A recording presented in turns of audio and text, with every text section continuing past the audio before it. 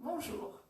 La minute du CCC est aujourd'hui consacrée à l'activité partielle. Quelles sont les démarches à réaliser et quelle sera l'indemnisation sur novembre et décembre 2020?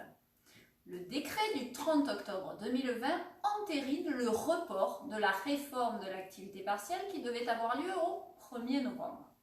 Sont ainsi maintenues les règles d'indemnisation actuellement en vigueur et ce jusqu'au 31 décembre 2020.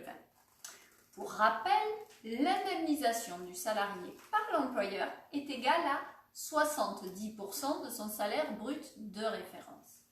La prise en charge de l'État diffère selon l'activité de l'entreprise. La règle générale est une prise en charge de l'État à hauteur de 60% du salaire brut de référence. Cependant, dans 3 cas de figure, elle est majorée à 70%.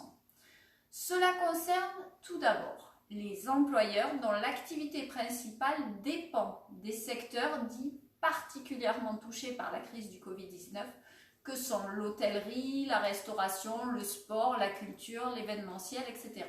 Ce sont les secteurs appelés S1 qui sont détaillés dans l'annexe 1 du décret du 29 juin 2020. Deuxièmement, ce sont les employeurs dont l'activité principale dépend de ces secteurs. On appelle les secteurs S1 bis qui sont détaillés dans l'annexe 2 du même décret, sous réserve de justifier d'une perte de chiffre d'affaires d'au moins 80% sur la période du 15 mars au 15 mai 2020.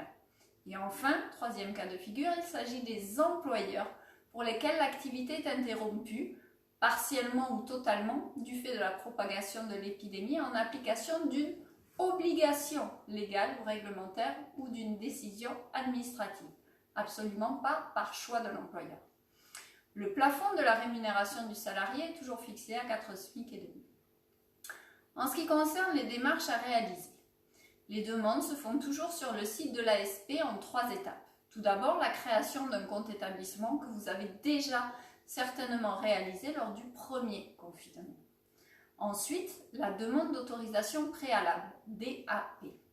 Et enfin, tous les mois, la demande d'indemnisation, que l'on appelle DI. Pour les entreprises qui sont encore en activité partielle et dont la date d'échéance de la demande arrive à terme, vous vous demandez quelle procédure doit être appliquée. Doit-on faire un avenant, renouveler la demande ou faire une nouvelle demande? Il est possible de procéder par avenant lorsque la demande d'autorisation préalable est en cours. Si en revanche elle a expiré, une nouvelle demande doit être réalisée. La deuxième question est de savoir jusqu'à quelle date les demandes d'autorisation peuvent-elles courir. À ce jour, nous ne disposons d'aucune réponse claire sur le sujet, mais il est préconisé de s'arrêter au 31 décembre 2020 car un nouveau régime devrait entrer en vigueur au 1er janvier 2021. En cas de nouvelle demande, des engagements particuliers doivent normalement être pris par l'entreprise. Une certaine souplesse devrait être de mise à ce sujet.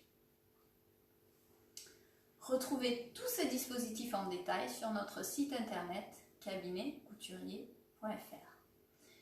Nous sommes à vos côtés dans ces moments difficiles. À très bientôt pour une prochaine minute du CCC.